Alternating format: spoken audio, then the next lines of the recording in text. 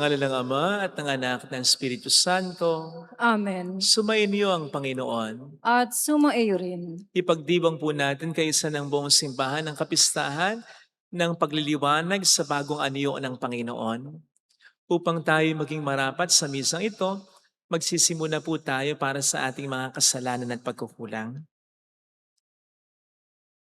Tayo pong lahat, inaamin ko sa makapangyarihang Diyos At sa inyo mga kapatid, na lubha akong nagkasala nagkasala sa sa isip, isip, sa salita at sa gawa, at at sa sa aking aking pagkukulang. pagkukulang. Kaya Kaya sinasamo sinasamo ko ko sa sa mahal mahal na na Birheng Birheng Maria, Maria, sa sa lahat lahat ng ng mga mga anghel anghel at at mga mga banal, banal, at at sa sa inyo inyo mga mga kapatid, kapatid, na na ako'y ako'y panalangin panalangin sa sa Panginoong Panginoong ating ating Diyos. Diyos.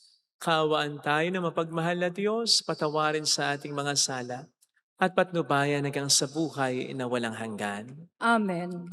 Panginoon, kaawaan mo kami. Panginoon, kaawaan mo kami. Kristo, kaawaan mo kami. Kristo, kaawaan mo kami. Panginoon, kaawaan mo kami. Panginoon, kaawaan mo kami.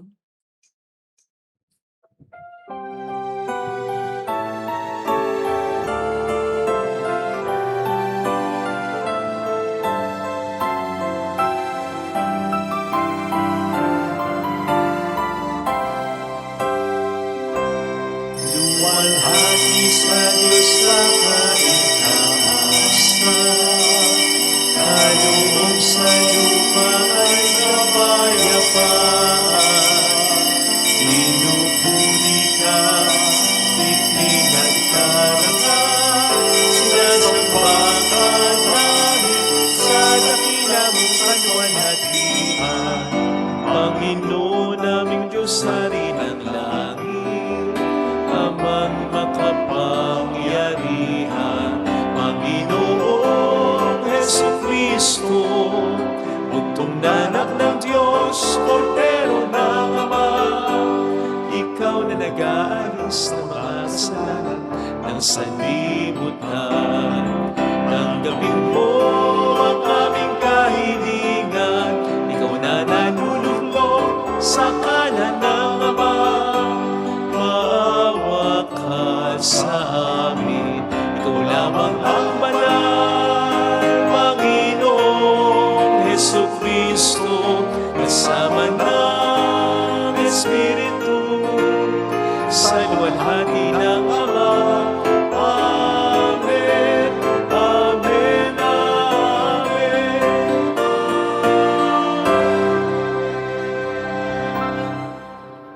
Yumuko tayo, maaring ibulong sa Panginoon ang ating intensyon. Pagdasal natin ay adyasa na tayo ng Panginoon sa malakas na lindol. Panalangin natin ang mga tumutulong sa ating simbahan, ang mga nagpapamisa, mga kasama nating nagsisimba.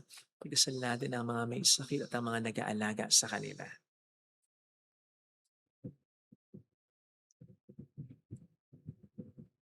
Manalangin tayo.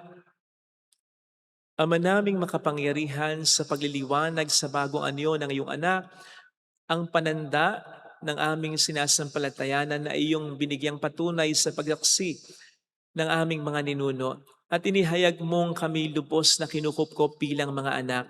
Ngayong kami nakikinig sa iyong anak na pinakamamahal, kami naway paging tapating maging tagapagmanang kanyang katambal sa pamamagitan niya, kasama ng Espiritu Santo magpa sa walang hanggan. Amen.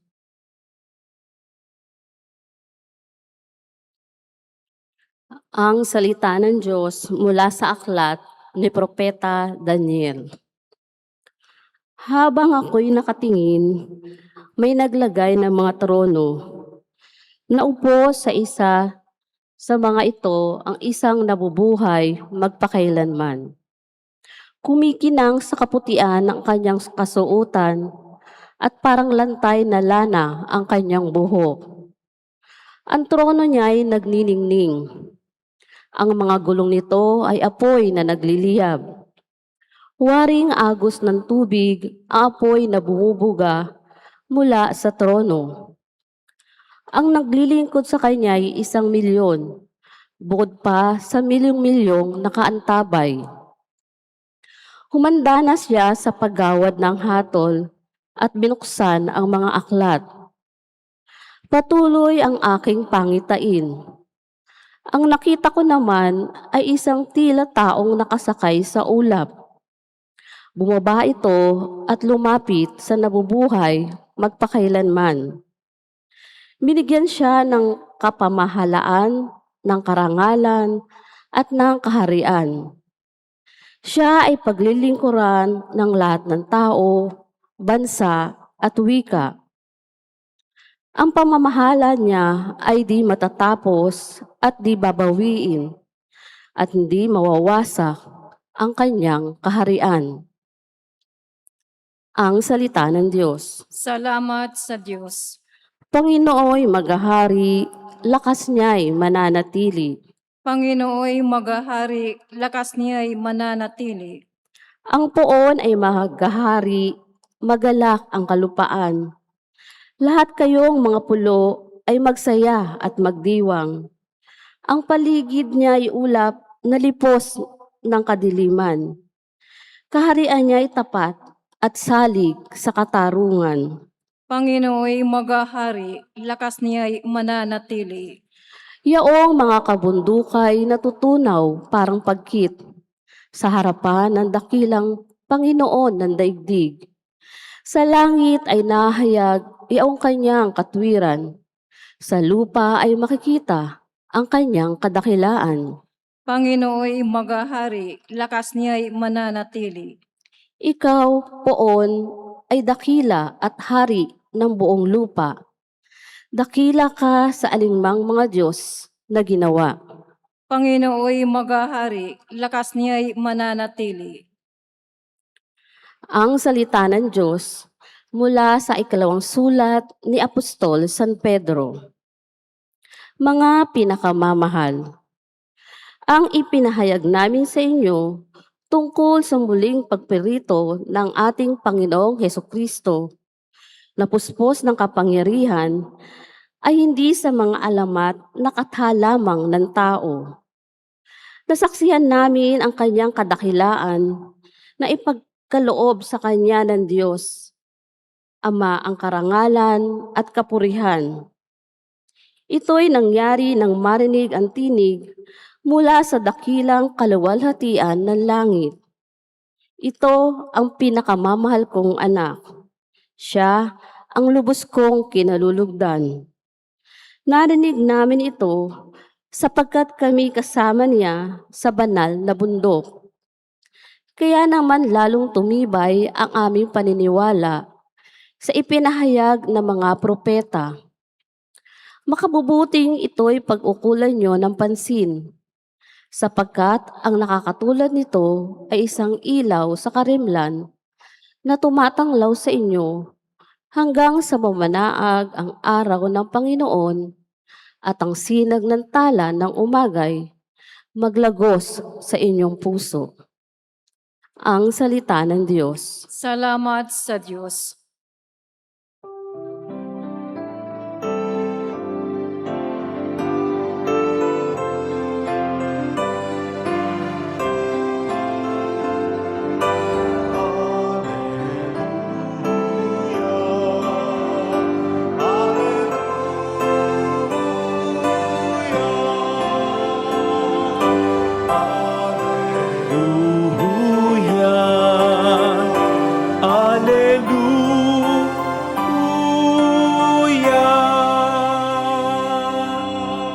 Sumainyo ang Panginoon. At sumaiyo rin. Ang mabuting balita po ng Panginoon ayon kay San Mateo. Papuri sa iyo, Panginoon. Noong panahong iyon, isinama ni Jesus si Pedro at ang magkapatid na Santiago at Juan at sila'y umakyat sa isang mataas na bundok. Samantalang sila'y naroon, nakita nilang nagbagong anyo si Jesus. Nagliwanag na parang araw ang kanyang mukha at puting parang busilak ang kanyang damit. Nakita na lamang at sukat ang tatlong alagad, sina Moises at Elias na nakikipag-usap kay Jesus. Kaya't sinabi ni Pedro kay Jesus, Panginoon, mabuti pa'y dumito na tayo. Kung ibig ninyo, gagawa ako ng 3 kubol. Isa sa inyo, isa kay Moises at isa kay Elias. Nagsasalita pa siya nang liliman sila ng isang maningning na ulap. At mula rito'y may tinig na nagsabi, "Ito ang minamahal kong anak na lubos kong kinalulugdan. Pakinggan niyo siya." Ang mga alagad ay natakot ng gayon na lamang nang marinig nila ang tinig at sila'y napasubasob. Ngunit nilapitan sila ni Jesus at hinipo. "Tumindig kayo," sabi niya, "huwag kayong matakot." At nang tumingin sila ay wala na silang nakita kundi si Jesus. At habang bumababa sila sa bundok, iniutos ni Jesus sa kanila, "Huwag ninyong sasabihin kanino man ng pangitain hanggat hindi muling nabubuhay ang anak ng tao." Mga kapatid, ang mabuting balita ng Panginoon. Pinupuri ka namin, Panginoong Hesu Kristo.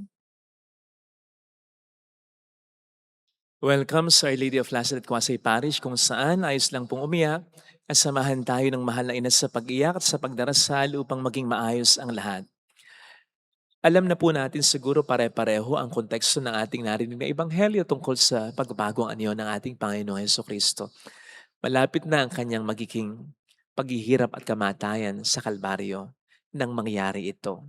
Kaya nga pong isang pinaka-purpose nito ay upang palakasin ang loob ni Kristo, lalong-lalo na ang kanyang mga disipulo. Pinakikita po kasi nito ng tagpong ito ng pagbabagong anyo ng Panginoon ang kanyang kakamting kaluwalhatian matapos ang kanyang napipintong kamatayan. So ang pinaka-message nito para palakasin ang loob nila, ang lahat, gaano man kahirap, gaano man kasakit, gaano man kalungkot, ay hindi magtatapos sa kamatayan dahil may kaluwalhatian pagkatapos nito at buhay na walang hanggan.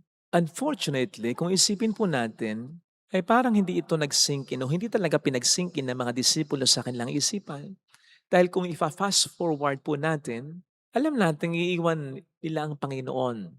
Alam nating itatatwa nila ang Panginoon. Alam natin na pababayaan nila ang Panginoon. Kaya masasabi natin na napako talaga ang kanilang kaisipan hinggil sa kaluwalhatiang tatamuhin ng Panginoon maging nila sa makalupang kaluwalhatian. Yung pagkakaroon nila ng kapangyarihan dito sa lupa, pagkakatatag ng kaharian dito sa lupa, yung kahariang makalupa, kaharian ng tao, at yung pagtatagumpay nila sa kanilang mga kaaway. Doon ipinako ng mga disipulo ang kanilang pag-unawa sa kaluwalhatian at tagumpay na kakamti nila at ni Kristo. Hindi sa buhay sa kabila, kundi sa buhay na ito. At pwede po tayong mabiktima niya na ang isipin natin tinutukoy ni Kristo nang sabihin niya sa atin na ang gusto niyang buhay para sa atin ay buhay na ganap at kasiyasiya, ay yung kaaliwan lamang ng buhay dito sa lupa. Yung promise po na yan ay hindi naman dito sa lupa, kundi sa kabila. Hindi naman sinasabi na ayaw ng Panginoon na maging maginhawa ang buhay natin dito sa lupa. Pero kasama sa buhay natin, sa pagsunod natin sa Kanya, sa pagpapakabuting tao natin talaga, ay ang pagpapasa ng krus. Lalo pat ang pagsunod sa ating Panginoon ay pagsalungat sa kagustuhan ng mundo na ating ginagalawan. Kaya natural na maghirap eh. Huwag sana tayong matulad sa mga alagad na sa specific moments ng buhay nila, doon natuon ang kanilang pansin. Doon natuon ang kanilang paniniwala na yung future glory ay dito sa lupa at hindi sa kabila. Kasi kapag tayo'y nabiktima niyan, we'll seek glory in this world. In wealth, in fame, in money, in health, in popularity. So much so na kapag nakuha na natin tulad ni Pedro, aayawan na nating iwan. Dito na lang po tayo. Ito na lang, ang gusto ko to. Dito na lang, ito na yung magiging sentro ng buhay ko. And so much so also na kapag nawala sa atin or hindi natin nakamtan o nabis sa ating buhay, hindi man lang ako naging mayaman. Hindi ko man lang naranasan ito.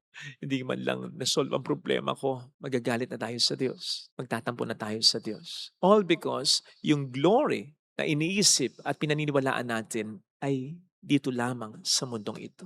Delikado. Kaya nga po, nilid agad ni Kristo ang kanyang mga disipulo, lalong-lalo na si Pedro, pababa ng bundok eh.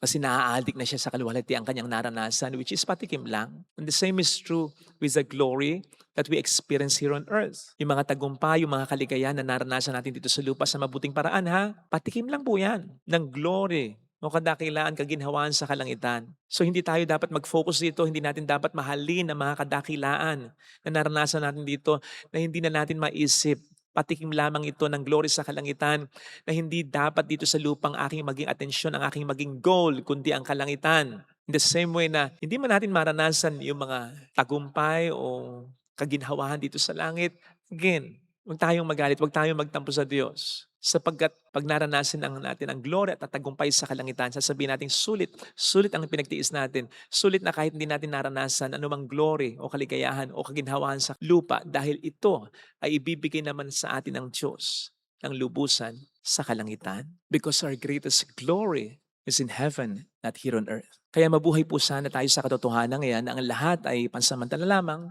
lahat ay konti lamang, maliit lamang kung ikukumpara sa naghihintay sa ating tagumpay at kaluwalhatian sa kalangitan upang wala man sa atin yung mga ina-enjoy nating kaginhawahan o hindi man natin maranasan yung mga hinahangad nating kaginhawahan ay maging okay lang sa atin sapagkat naniniwala tayo ng tunay na kadakilaan at kaginhawahan, kaluwalhatian ay nasa kalangitan sa piling ng poong may kapal. Ito po yung naging disposisyon ni Moises, di ba? Nang i-request niya sa Panginoon na sana, Lord, makita ko mukha mo. Hindi siya pinagbigyan. Sabi sa kanya, likod ko lang. Lalong-lalo na nasabihin sa kanya ng Diyos, hindi ka makapapasok sa promised land. Oh, di ba? Gaano kahirap tanggapin yun? Glory niya yun eh. Goal niya yun eh. Matagal na niyang hinihintay, matagal na niyang pinagsikapan yun eh. Matagal na niyang pinaghirapang panguluhan ng mga Israelita and then all of a sudden sabihin ng Diyos, hindi ka makararating, hindi ka makatutungtong dyan. Makikita, matitingnan mo lang yan mula sa kalayuan. At yun ay dahil sa isang pagkakamali niya. Pero kahit na, di ba? Sabi nga natin nung isang araw sa ating pagninilay, ang Diyos ay hindi naman ganun eh. Nasasayangin ang lahat ng mga pinagsikapan mo, lahat ng mabuting ginawa mo, lahat ng pagsisikap mo para sa Kanya at para sa ibang tao dahil lamang sa isang simpleng pagkakamali. Hindi ganun ang Diyos. Pero sa puntong pinag-uusapan natin na sinabi ng Diyos kay Moises, hindi ka makararating ng promised land. Oh, di parang naging ganun. Parang ang hirap tanggapin nun. Siyempre nalungkot siya. Lalo pat nang magmakaawa siya sa Diyos ay hindi pa rin siya pinagbigyan sa hiling niya. Pero siya nawala ng pag-asa. Dahil sa dikta ng pananampalataya niya, itong glory para sa akin sa buhay na ito, wala ito. Kung ikukumpara sa glory na ibibigay sa akin ng Diyos ko. Yung patunay nito na hindi siya nagtampo, hindi siya nagalit sa Diyos, inihanda pa rin niyang mabuti si Joshua na papalit sa kanya. And God blessed him for that. O diba, narinig naman po natin ngayon sa pagbabagong anyo ng ating Panginoon, kausap ng Diyos, kausap ni Jesus, si Moises. O so harapan, hindi naman nakikipag-usap si Jesus kay Moises ng talikuran, di ba? Harapan. So nakita niyang harapan talaga ang Diyos. Ito yung gusto niya, di ba? Ito yung pinagkait sa kanya nung siya nasa lupa, di ba? At hindi man siya nakarating ng lupang pangako. Nasa hamak na mas magandang lupang pangako siya ang pinangako sa kanya, ang kalangitan, sapagkat ang Diyos ay kasama na niya ng lubusan. You see? At yan ang mangyayari kapag tulad ni Moises, hindi na pako ang ating atensyon, ang ating pagmamahal, ang ating pagmamahalaga sa mga glory na maranasan natin dito sa lupa. Again, so much so na kahit mawala sa atin yung mga glory na yan o kahit hindi sa atin maibigay sa lupa, okay lang. Sapagkat ang mahalaga para sa atin ay yung glory na ibibigay ng ating poong may kapal. Yung glory na siya ay makasama natin ng lubusan. Basta siya lagi ang focus natin. Siya lagi ang kaluwalhatian ng kadakilan at kaligayahan natin. Ibibigay sa atin ng Panginoon yan sa paraan na higit pa sa ating inaasahan. But again, pwedeng maiparanas sa atin ng Panginoon kahit dito pa lamang sa lupa, yung patikim niyan. At tulad ng nangyari kay Jesus sa Ebanghelyong ating napakinggan, na sa version ni St. Luke ay sinasabing nagdasal muna ang Panginoon bago siya nagbagong anyo. Alam naman natin kapag nagdadasal ang ating Panginoong Jesucristo, siguradong ang hinihiling niya sa Panginoon, Diyos, sa Ama, hindi naman para sa sarili niya, hindi naman para sa kaluwalhatian niya, kundi para ang Diyos ay maluwalhati sa buhay niya. So no wonder, doon din nagsisimula ang pagbabagong anyo niya. But again, kahit dito pa lamang sa lupa, pwede na po nating maranasan yung patikim ng kaluwalhatiang yan sa kalangitan. Kung ang Panginoong Hesus ay ating tutularan, na kahit nandito siya sa lupa, hindi niya hinanap ang kaluwalhatian sa kayamanan, sa kasikatan, sa makalupang kapangyarihan. Nandun lagi ang kaluwalhatian niya sa pagsunod sa kalooban ng Ama. sa paglilingkod sa kapwa niya, hindi sa pagiging una, kundi sa pagiging huli, hindi sa pagiging mataas, kundi sa pagiging mapagkumbaba, hindi para paglingkuran, kundi para maglingkod lalong-lalo na sa mga nangailangan. Doon natin hanapin ang kaluwalhatian at mararamdaman natin ang kaluwalhatian sa Diyos lamang nagmumula. If while we live here on earth, our heart will always belong to heaven. Sa Diyos lang. Isa pa, kung katulad din ni Jesus sa version ni St. Luke bago ang kanyang transfiguration na nangyari sa Ebanghelyo ngayon, sinasabing nagdasal ang ating Panginoon. Pwede naman talaga siyang magbago ang anyo kahit di siya nagdarasal. Pero napakaganda ng sinasabi sa atin ng version ni St. Luke na pwede nating maranasan ang mga transfiguration moments in our lives kapag mayroon tayong taimtim na relasyon at pakikipag-ugnayan sa poong may kapal. At ito po ay kahit na sa kabila ng mga problema na ating pinagdaraanan na kailangan nating maranasan. Yung magbagong anyo tayo sa paraan na lumakas ang loob natin, mas maging matapang tayo, mas maging mapagtiwala tayo sa Diyos, mas maging mapagkumbaba tayo, mas lumakas ang ating pag-asa again sa kabila ng mga problema. Yun ay po pwede nating maranasan kung taimtim talaga tayo at lagi tayong nakikipag-ugnayan, nagdarasal sa ating Panginoon. Ito sana mga kapatid ang ating ipagdasal na biyaya sa ating banal na pagdiriwang upang kahit dito pa lamang sa lupa, ang kaluwalhatian ng kalangitan ay atin na pong maranasan. Amen. Lagay natin ang ating kanang kamay sa tapat ng ating puso.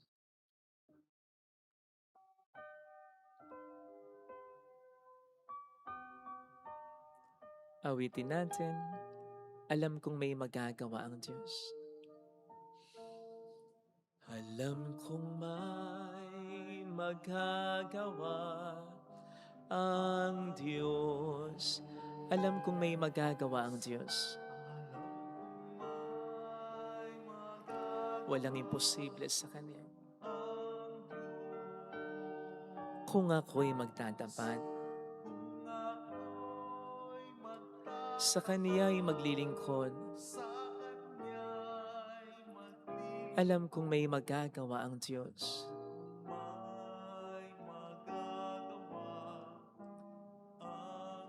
Alam kong diringgin ng Diyos ang samo ko sapagkat anak niya ako. Mahal niya ako. Alam kong diringgin ng Diyos ang samo ko.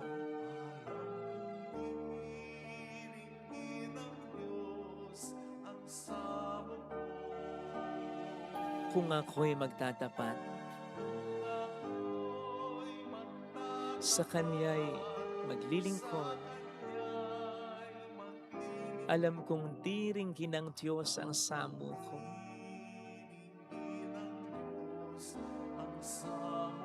Pumikit tayo, Panginoon, help me never seek earthly glory, kundi yung kaluwalhatian na ikaw ay makapiling ko sa kalangitan upang wag masentro ang aking buhay sa mga bagay na walang kabuluhan, upang makontento ako sa kung anong meron ko at upang ang iperso ko lamang ay yung totoong kailangan upang mas lalo kitang madakila sa buhay ko, yung totoong kailangan ko upang kahit na sa kabila ng mga problema na maranasan ko, maging malakas ang loob ko, maging kalmado ako. Tulungan mo ako, Panginoon, na hanapin ang kaluwalhatiang iyon. Hallelujah! Purihin ang Diyos. Hallelujah! Pasalamatan siya. Siya ay muling babalik sa atin.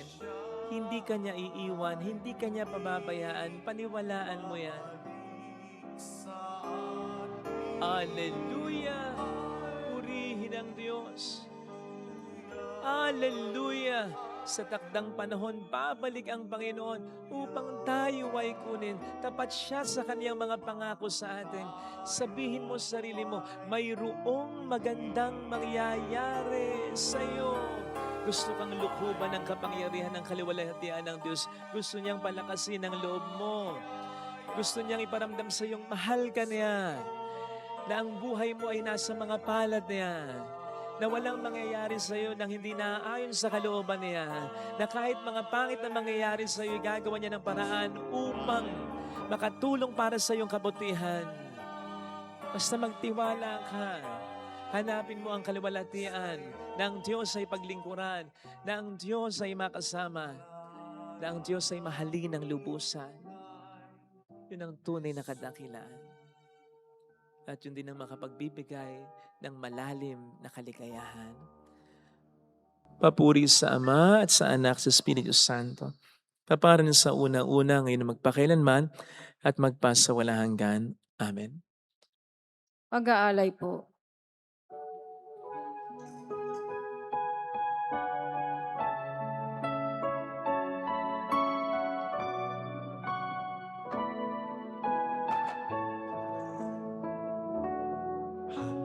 Namin sa iyo, Ama, ang tinapay at alak na ito,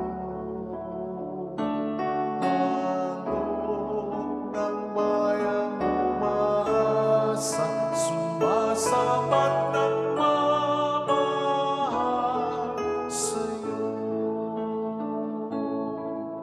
Naway dalhin ng iyong anghel ang aming panalangin sa'yo, labanan katulad ng halimuyak ng insenso, umakyat sa kalangitan. Handog namin sa iyo, Ama, ang tinapay at alak na ito, handog ng bayang umaasa, sumasabat nagmamahal sa iyo. Manalangin tayo, pang ating handog ay maging kalugod-lugod sa Diyos samang makapangyarihan. Tanggapin nawa ng Panginoon itong paghahain sa iyong mga kamay sa kapurihan niya at karangalan sa ating kapakinabangan at sa buong sambayanan niyang banal. Ama naming lumikha, ang mga hain namin naway maging banal sa liwanag ng bagong anyo ng anak mong mahal. Ang kadilimang dulot ng kasalanan sa amin ay maparamnawa sa sinag niyang maningning sa pamamagitan niya, kasama ng Espiritu Santo magpasa walang hanggan. Amen. Sumainyo ang Panginoon. At sumairin. Itaas sa Diyos ang inyong puso at diwa. Itinaas na namin sa Panginoon. Pasalamatan ng Panginoong ating Diyos. Marapat na siya ay pasalamatan. Ama naming makapangyarihan, tunay nga pong marapat na ikaw ay pasalamatan sa pamamagitan ni Jesucristo na aming Panginoon. Ipinakita niyang siya'y maningning habang ang mga piling alagad ay nakatingin. Pinuspos niya sa kaliwanagan ng katawan niyang di iba sa karaniwan. Dito ipinawi niya ang pangambatakot ng mga alagad sa magaganap sa krus. Dito inilahad niya sa kaniyang sambayanan na magliliwanag ang tanang kanyang pinangunguluhan. Kaya kaisa ng mga anghel na nagsisiawit ng papuri sa iyo ng walang humpay sa kalangitan, kami nagbubunyi sa iyong kadakilaan. Santo, Santo, Santo, Panginoong Diyos ng mga hukbo, napupuno ang langit at lupa ng kadakilaan mo. Osana sa kaitaasan. Pinagpala na paririto sa ngalan ng Panginoon. Osana sa kaitaasan. Ama naming banal, ikaw ang bukal ng tanang kabanalan, kaya sa pamamagitan ng iyong Espiritu, gawin mong banal ang mga kaloob na ito upang para sa amin ay maging katawan at dugo ng aming Panginoong Hesukristo. Bago niya pinagtiis ang kusang loob na maging handog, hinawakan niya ang tinapay, pinasalamatan kaniya, pinaghati-hati niya iyon. Iniabot sa kaniyang mga alagad at sinabi, "Tanggapin ninyong lahat ito at kanin. Ito ang aking katawan na ihahandog para sa inyo."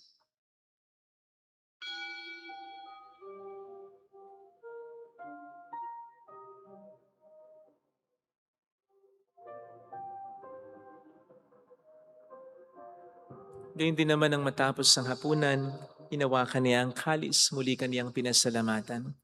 Iniabot niya ang kalis sa kaniyang mga alagad at sinabi, "Tanggapin ninyong lahat ito at inumin. Ito ang kalis ng aking dugo ng bago't walang hanggang tipan. Ang aking dugo na ibubuhos para sa inyo at para sa lahat sa ikapagkapatawad ng mga kasalanan. Gawin niyo ito sa pagkalala sa akin.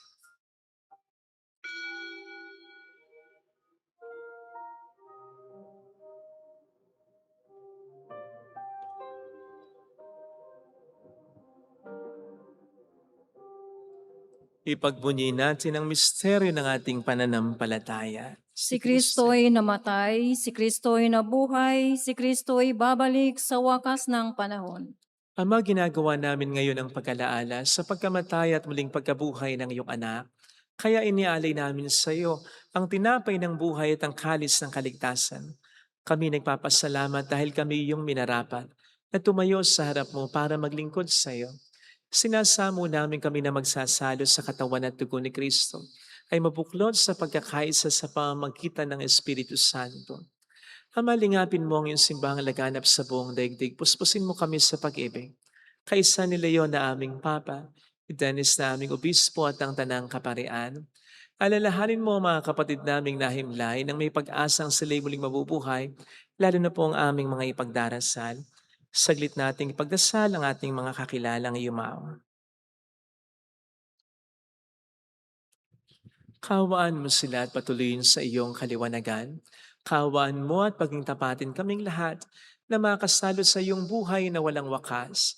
Kaysa ang mahal na Birhen ng Lasalet, ang ina ng Diyos, Isanuse ang kabiyak ng kanyang puso, lahat ng mga banal na namuhay dito sa daigdig ng kalugod-lugod sa iyo, may pagdiwang nawa namin ang pag-upuri sa ikararangal mo sa pamamagitan ng iyong anak na aming Panginoong Kristo. Sa pamagitan ni Kristo, kasama niya at sa Kanya, ang lahat ng parangal papuri ay sa iyo, Diyos amang makapangyarihan, kasamang Espiritu Santo, magpasawalang hanggan.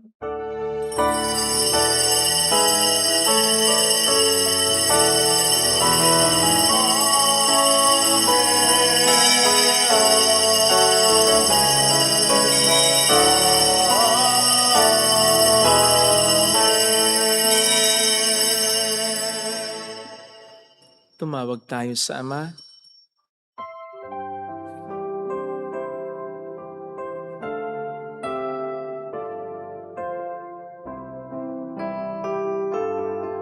Ama namin, sumasalangit ka, sambahin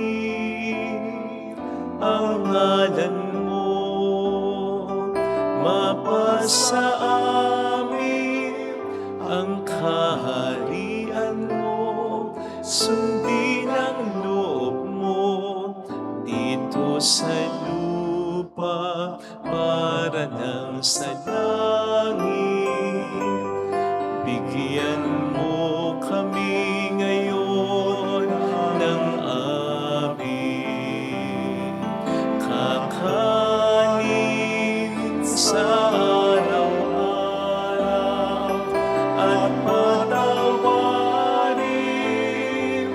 mo kami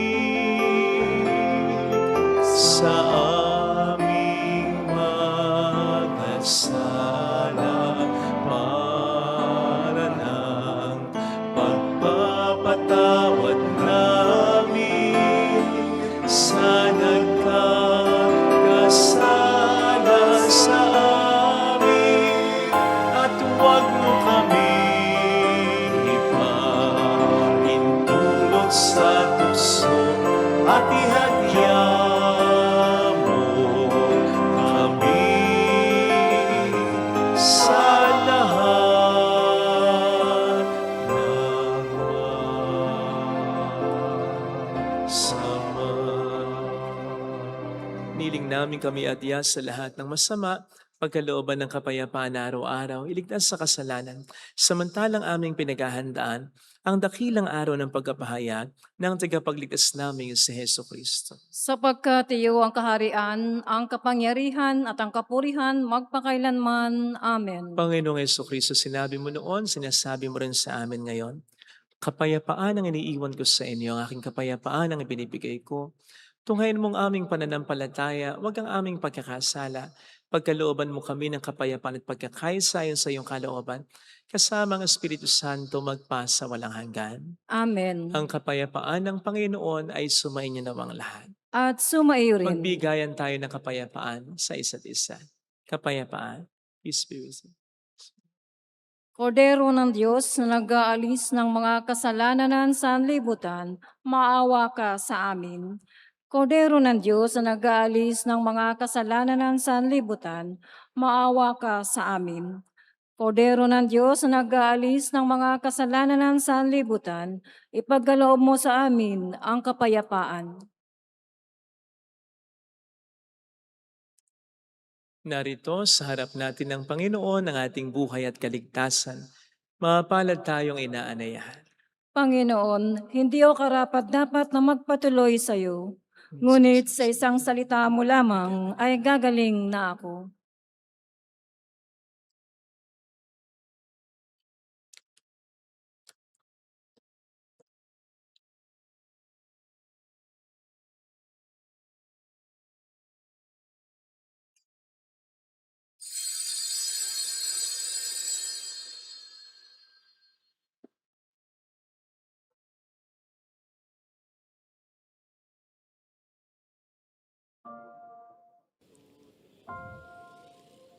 Panalangin para sa espiritual na pakikinabang.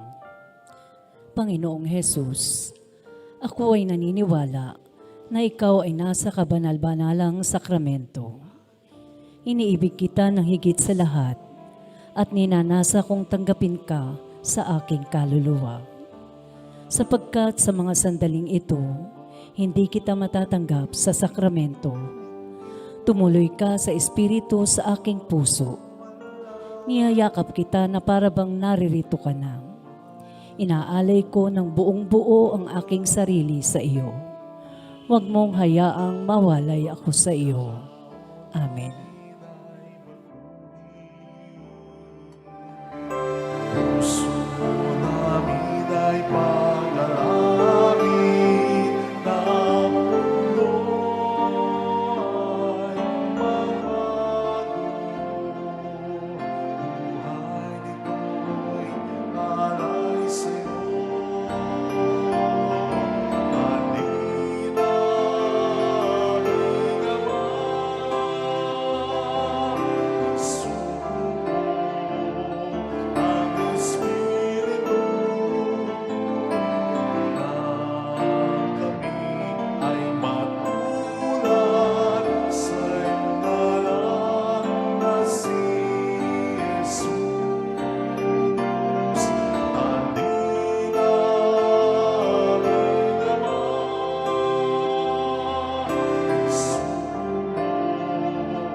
ang Espiritu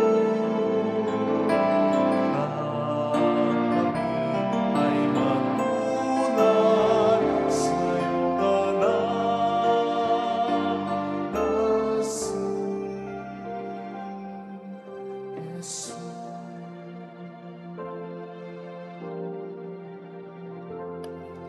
Manalangin tayo.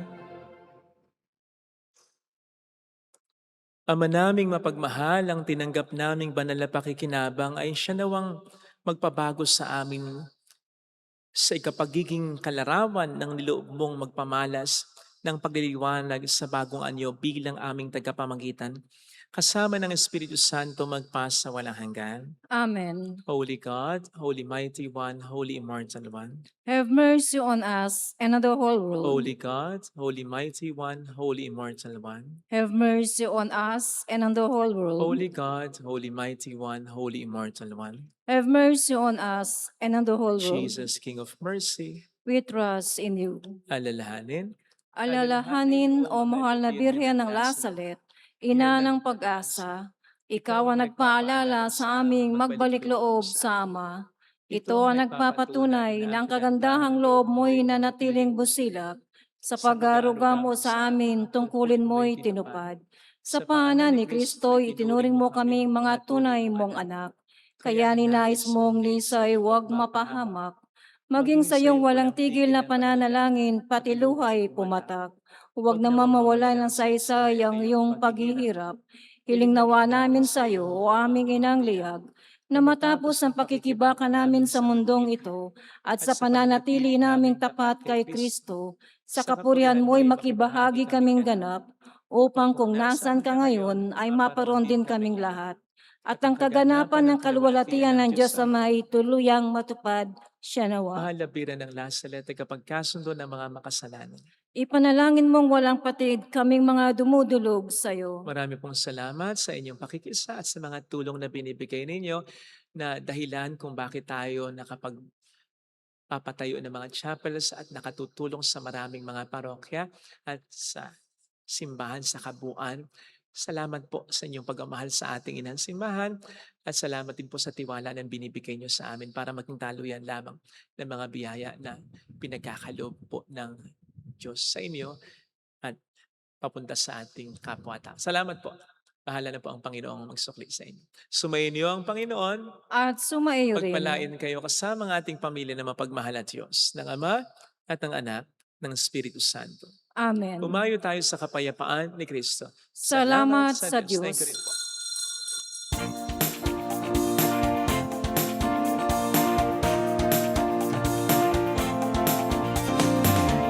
Mary, Mother of the Lord,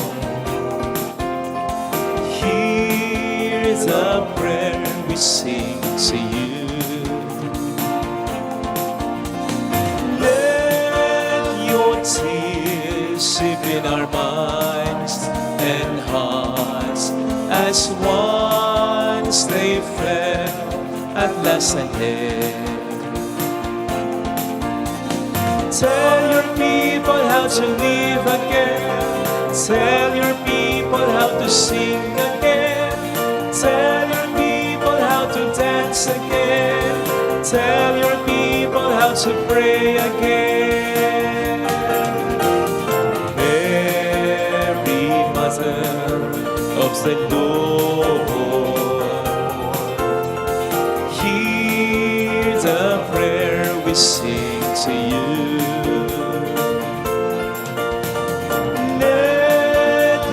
Tears sip in our minds and hearts as once they fell at last